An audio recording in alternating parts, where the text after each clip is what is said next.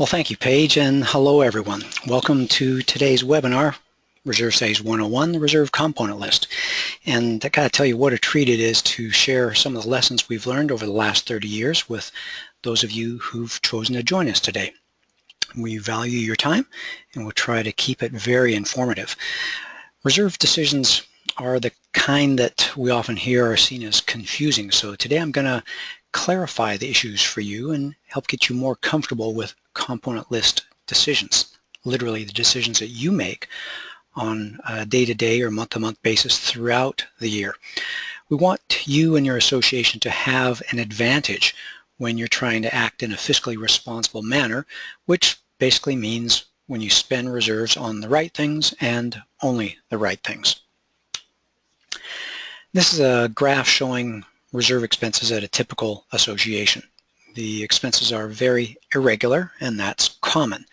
But I want to start off making sure you understand that even though reserve expenses are irregular through the years, that doesn't mean that they're random. All the expenses in this chart are very predictable. You can see them coming as far away as 20 or 30 years. And I'll show you how in just a few minutes.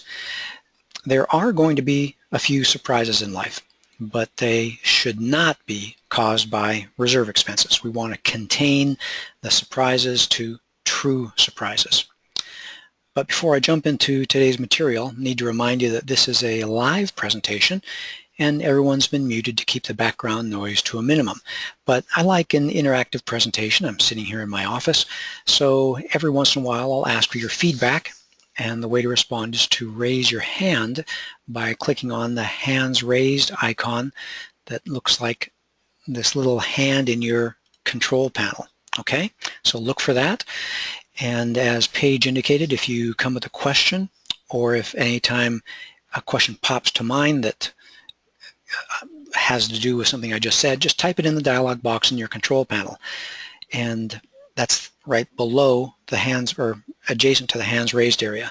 Paige is going to be monitoring that throughout our session today, and we'll select from those at the end during our Q&A session.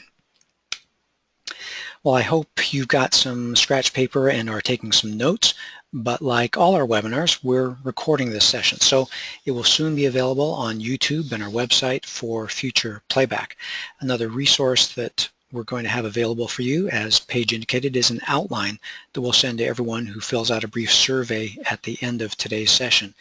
And finally, at the end of today, I'll direct you to an online resource you can download and print for future reference. That's going to be an ebook related to reserve components. So, without further delay, grab your mouse and click on that little hands raised icon in your webinar control panel and show me that you're ready for me to get going on the presentation.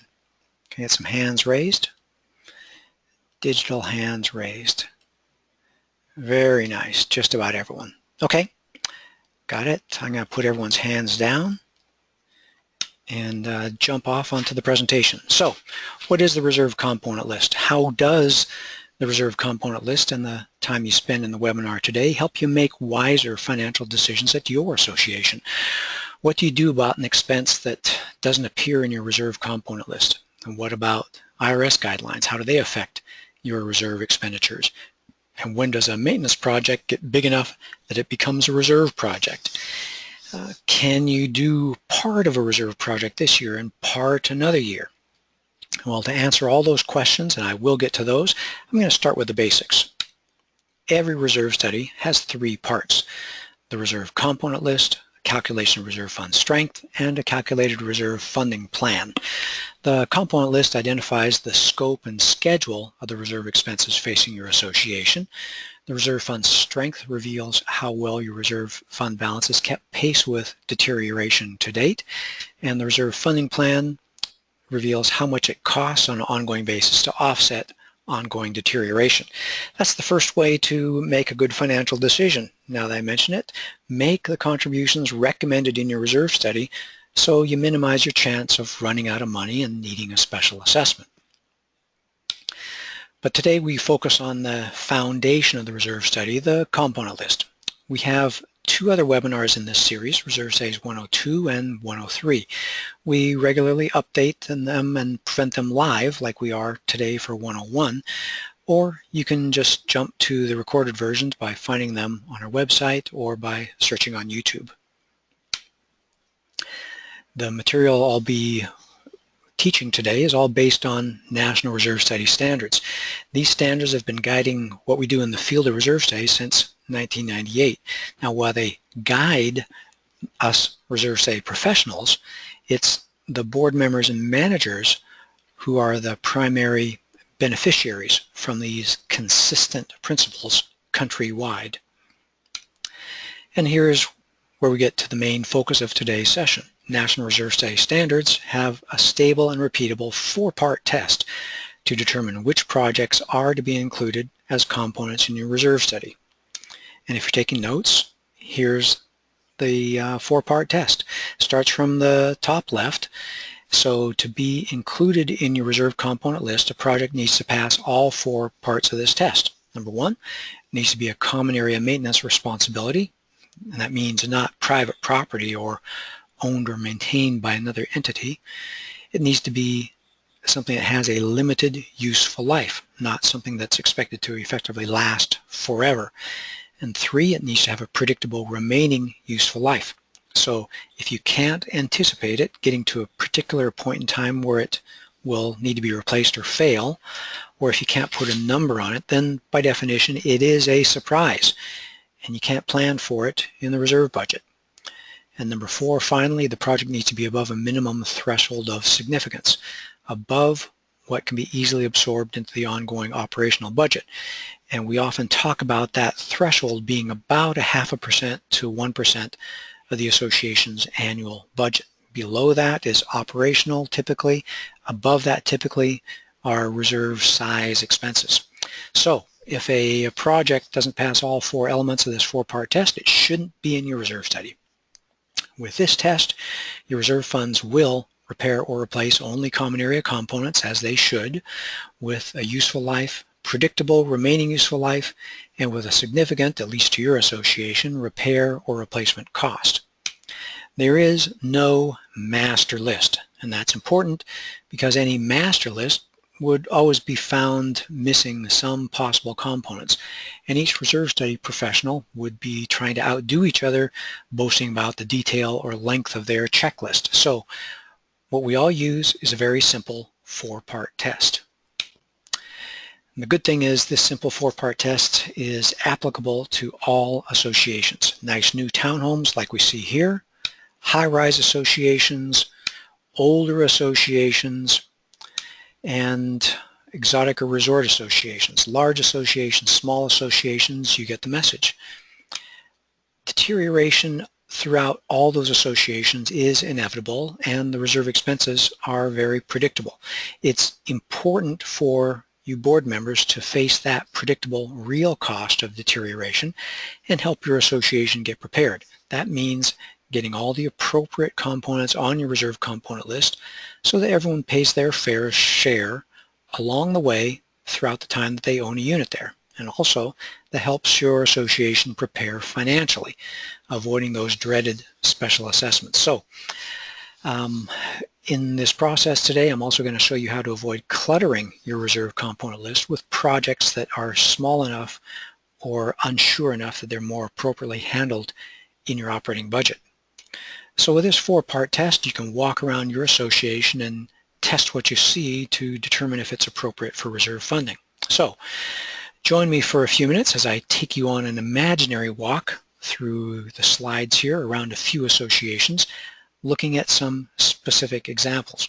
For each, you can start practicing asking yourself if the asset is a common area maintenance responsibility with a limited life, with a predictable useful life, and above the threshold of significance. Here we go. For example, at this association, the governing documents say that air conditioning condensers are private property. So they fail test number one, and they shouldn't appear in the reserve component list. Pretty simple. This association has a concrete underground parking area. This structural element, and I'm not talking about the painted numbers or the striping. This structural element is expected to last practically forever, so because it doesn't have a limited useful life, it fails test number 2 and should not appear in the reserve component list. Now in that garage floor is a sump pump. This is a critical common area component that pumps water up from a catch pit at the low point in the garage up to the street level drains. Nobody that I met during my inspection ever heard it run, but the garage never flooded, so we knew that it was successfully operating. The maintenance man said it's never been replaced in the 10 years since he's been there, and we know a pump like this typically lasts about 10 to 15 years. So it's reasonable for us to expect that the remaining useful life is close to zero, ready to fail at just about any time. So it meets the 4-part test to appear in the reserve study even though we couldn't see it or touch it. Now let's go up to the roof of that building. On this flat roof is a small top-story hallway ventilator fan. While you can see some rust on the housing, inside is a simple motor, fan, belt, and filter. The association fixes this ventilator unit as needed as a minor operational expense, so it fails test number 4 and therefore shouldn't appear in the reserve component list. Okay, after that quick walk around, everyone with me, give me a show of hands if you're starting to see how that 4-part test works. Very good, very good. Okay, I'm going to put hands down. Okay, now that you see how the 4-part test works on a few easy components, I'm going to take it up a notch and show you how to apply it on a few tougher situations. Here's a photo looking at the ceiling of an underground garage. This association has put, as you can see, some sheet metal gutters under the areas of the piping and the ceiling because of leaks, trying to protect the cars. So follow me as I go through the 4-part test. Is plumbing a common area maintenance responsibility? Yes. Does it have a useful life? Obviously yes, as it is clearly deteriorated and failing. Does it have a predictable remaining useful life? The answer is yes. In fact, I think that hit 0 remaining useful life a few years ago when they decided to put up the gutter system. And 4, do you expect a repiping project to be above the minimum cost? Answer again, yes. So I would expect a repiping project like this to be very expensive, so repiping the garage is clearly appropriate for reserve designation. Okay, let's go outside. Here's a picture of a hillside that just experienced a big slope failure. It may not look like a big deal, just throw the dirt back up on the hill, but honestly, to get a hillside like this stabilized and replanted can be a significant cost in the $50,000 range.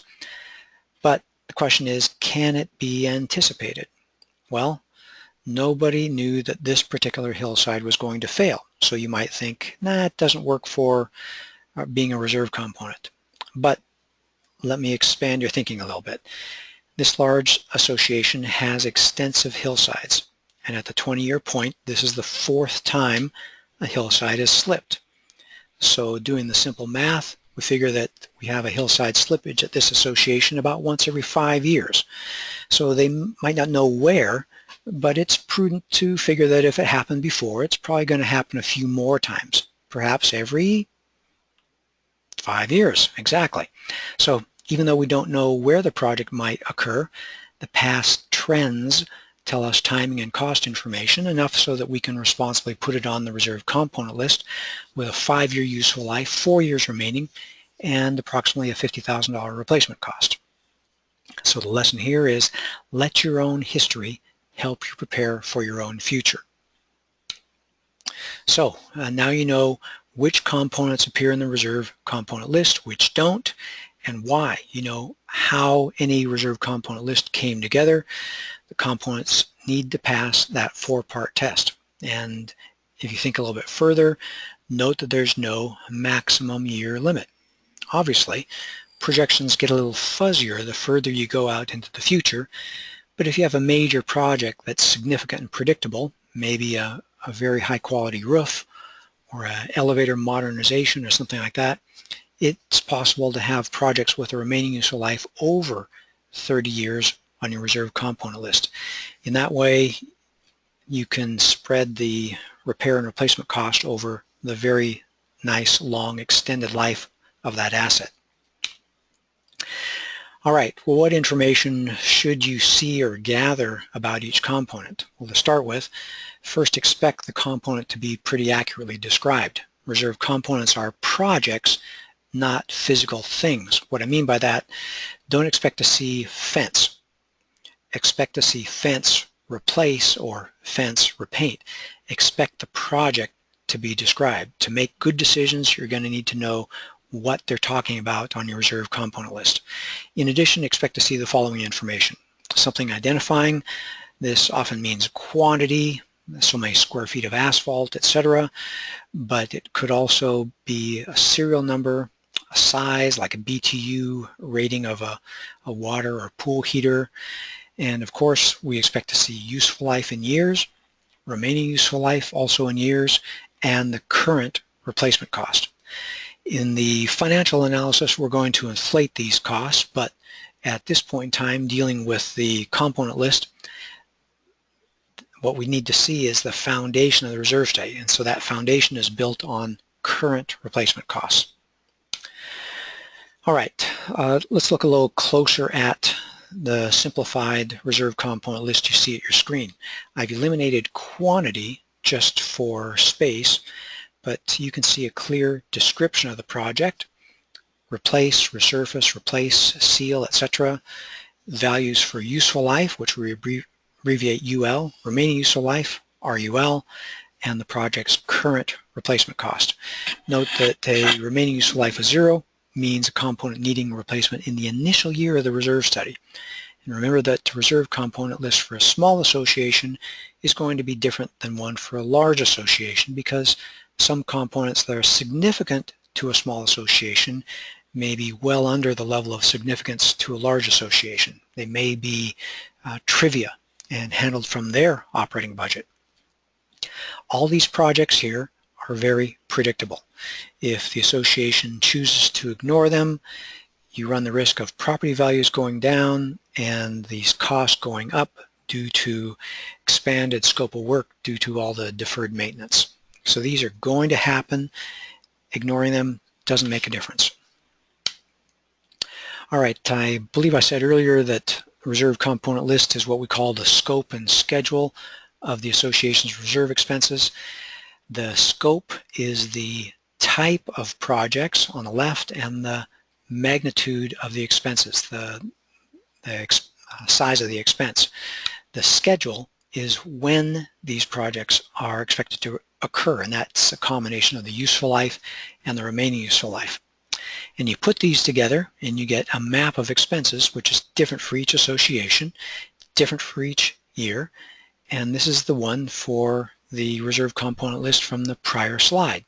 Remember, I said earlier, irregular does not mean unpredictable, but I have, in all honesty, and the reality is that as years go by, these expenses should move around a little bit, a year or two earlier or later, or get a little bit larger or smaller, but they're not going to go away. They're still going to need to happen. So again, ignoring them does not make them go away.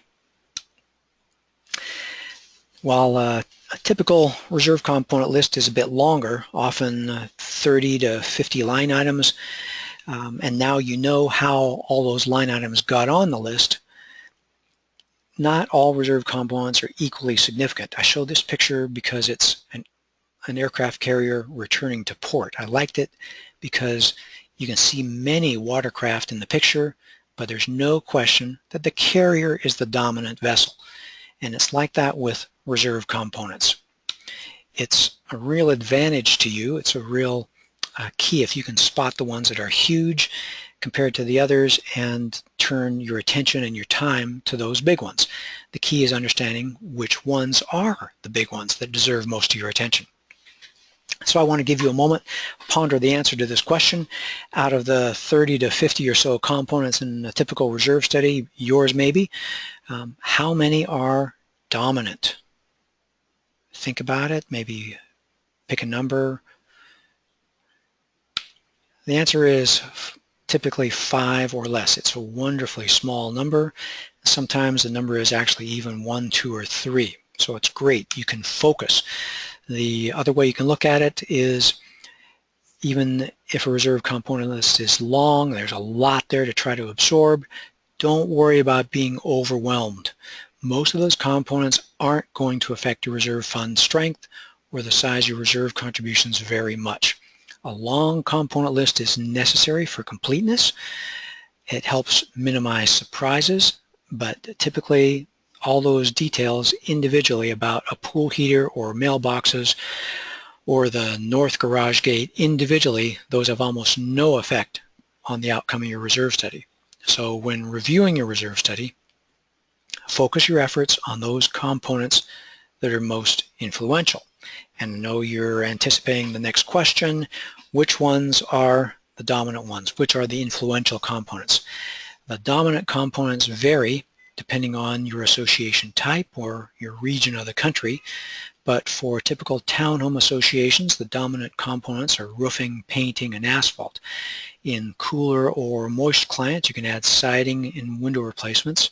In mid-rise or high-rise associations, you typically don't have as much asphalt or roofing, but you do have major interior hallway projects and major mechanical components such as HVAC systems, boilers, elevators, fire systems, etc. And if you're in a planned development or homeowners association, often it's not the tot lot or the entryway sign, it's your quarter mile or 10 miles worth of asphalt running through the association. So remember that most components are kind of like window dressing. They're important to completeness, but they're not the dominant ones. So how do you know which ones are the big ones at your association? Well, the hint is it's often not the ones, or many times it's not the component with the largest replacement cost. The issue is cost per year. Let me explain this. A big $100,000 roof project that happens every 25 years is effectively costing the association $4,000 a year. But a $50,000 repaint project that happens every 5 years is costing the association about $10,000 in deterioration every year. It's a smaller cost, but it's much more influential because it happens much more often. So it's the cost per year that's what defines your significant components. Okay, so now that you've learned about how the reserve component list comes together and which ones are influential, how to review it, now how do you work with this throughout the course of the year? So I'm going to kind of change the subject a little bit, and it's time to check if you're ready for me to move on to this last phase of today's program. So grab your mouse, give me a click on the hands raised if you're ready for me to help you with the actual decisions you're going to be facing having to do with reserve component list and reserve expenses through the year. Wow, almost 100%. Excellent. Paige, they're still with us. Okay, hands down everyone. Here we go. Can you spend money from reserves if the project doesn't appear on your reserve study? A classic question. Let's say you're facing a big expense and you're trying to figure out how to pay for it. Very common. You got plenty in reserve, so cash flow isn't the issue, but the project doesn't appear on your reserve component list. Your gut says, maybe I shouldn't. But let me add a little more information. The vendor or the business partner is familiar with your association. He says, oh, I did that project for you 10 years ago. And you realize that the old timers remember. They remember because it caused a special assessment, painful special assessment back then. So it sounds like it's common area, predictable, recurring, significant expense. So yeah, it meets the 4-part test. It surprised your association twice. My recommendation, don't let it surprise your association a third time. So spend the money from reserves and get that project added to your reserve component list to your next update so you can begin funding for the next occurrence. And what do you do because of different construction dates or early failure? You have different ages of the same thing, like a roof. Remember from the four-part test that a component needs a distinct remaining useful life. You can't have it be a range. You've got to have a planning number. So whether you have multiple phases or areas where you had an early failure, spend the money from reserves and make sure the reserve study is updated to show multiple components for the different ages of the asset. You may have roof phase 1, roof phase 2, and roof phase 3 where you had to replace that one roof where you had a fire the other year. So the useful lives may all be the same, but they may vary in remaining useful life. And what do you do when you have a whole lot of something? Some of you may see this on your reserve study and not sure how it really works or what it's for. And let's use the example of perimeter fencing or sidewalks, classic examples. This catches a lot of associations by surprise because they may think that these components are too big to fail. We just have too much of them and they're going to last forever. But due to different local factors, maybe sprinklers, trees, traffic patterns, vegetation, whatever, you find that there's regularly some places here and there that need replacement. And while you may not know the exact location, kind of like the slope failure example a few minutes ago, you know that every few years you need some money to keep the asset in good shape, gradually replacing portions. And that's the key word throughout the association. So this is a great application for a partial replacement of a larger association, a larger component. You know what it is, you can define a portion of it, you can define a useful life cycle every year, every other year, every fifth year, you can define a remaining useful life, you can put a cost on it. If you have some components like this or some assets like this at your association, partial replacement is a great way to handle this and get it planned and predicted through your reserve fund. All right, most components, no surprise, need normal maintenance. Normal maintenance is often, I think of it like carpets being vacuumed and shampooed, gutters and drains being cleared out. That all should be done through your ongoing operational budget. That's what it's there for. But some major components, like the chiller shown here in the picture, need significant scheduled maintenance, not things that you can absorb in your ongoing operational budget. So what I want you to understand here is that reserve components don't need to be all about replacement. You may have a $20,000 refurbished project on your reserve study, something scheduled and necessary at the, let's say, 10 years old point to help your chiller make it all the way to its 20-year design useful life.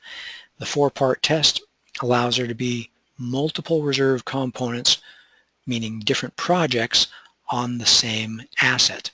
So perhaps one of the most common examples is scheduling a reserve project to paint a wood fence every 5 years or so it'll have a life of 25 years instead of just 15 if it's not painted. All right. Minor expense versus major expense. When does it become a reserve expense? Well, the answer is when it extends the component's useful life. If something's broken locally, then we'll fix it. Fix it from the operating budget. But if a local repair means that you don't have to replace something for a few more years, if it changes the asset's description on your reserve study, then that's a legitimate use of reserve funds. See this picture. This old fence is nearing the end of its useful life, and this area was falling down. If installing new posts in this one location means you can push the remaining useful life of the entire asset out another year or two, then it's a reserve expense. It's effectively extended the life of the component.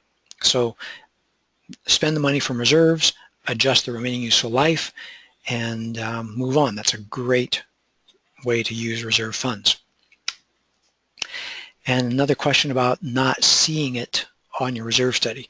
How much detail should you expect to see? Should you expect to see every item?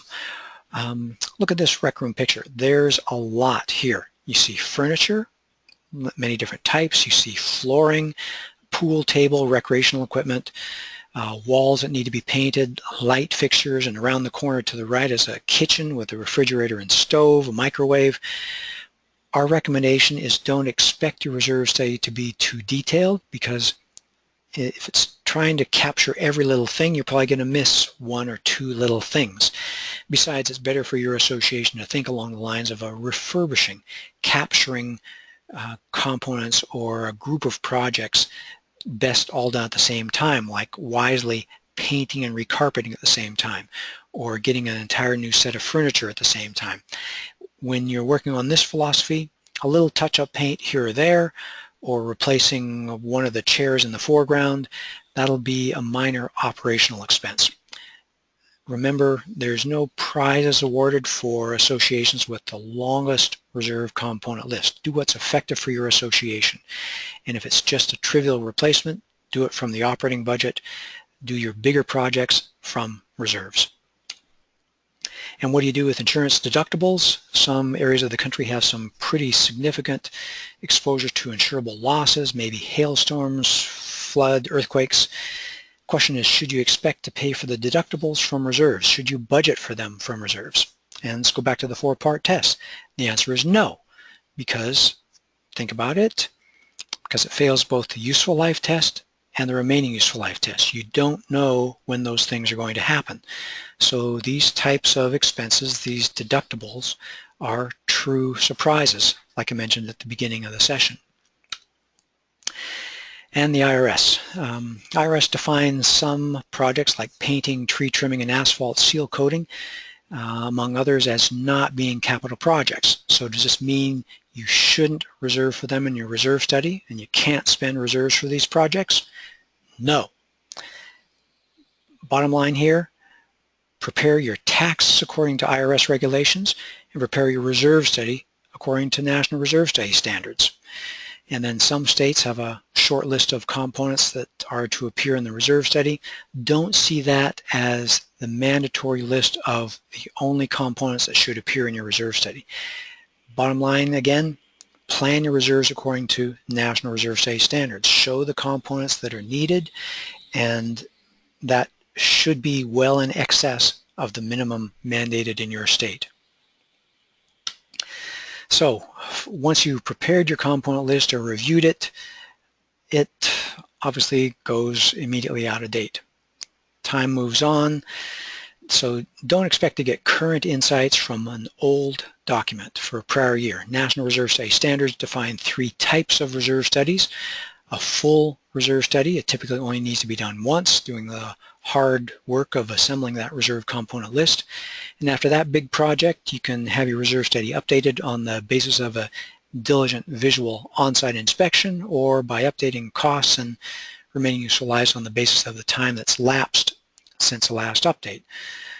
So most associations, I believe, will agree that they find professionally prepared update with site visits and update no site visit engagements to be surprisingly inexpensive. So update your reserve study, give yourself the benefit of fresh information. And that's our core material for Reserve Studies 101, Reserve Component List. So I've gone through which components appear, which components are most influential, and some insights about making wise spending decisions. At Association Reserves, we use these reliable National Reserve Study standard principles to guide associations like yours to a successful future. We do it all the time. It's our area of strength, and we'd love to help whoever and whenever we can. Since we're limited by time here, there's only so much we can cover in a 45-minute webinar. I want to point you to a few additional resources on our website, www.reservestudy.com. Some great written and video resources in our Learning Center. Also a place where you can request a proposal so we can be of service to your association, and a way to sign up for our email list if you heard about this webinar through a referral.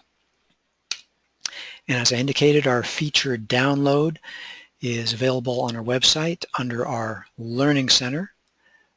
Then click to Library and click the Component List tab, and at the bottom of the page you'll see a place where you can download our ebook on reserve component lists. Big shout out, thank you to Paige for putting that together for us.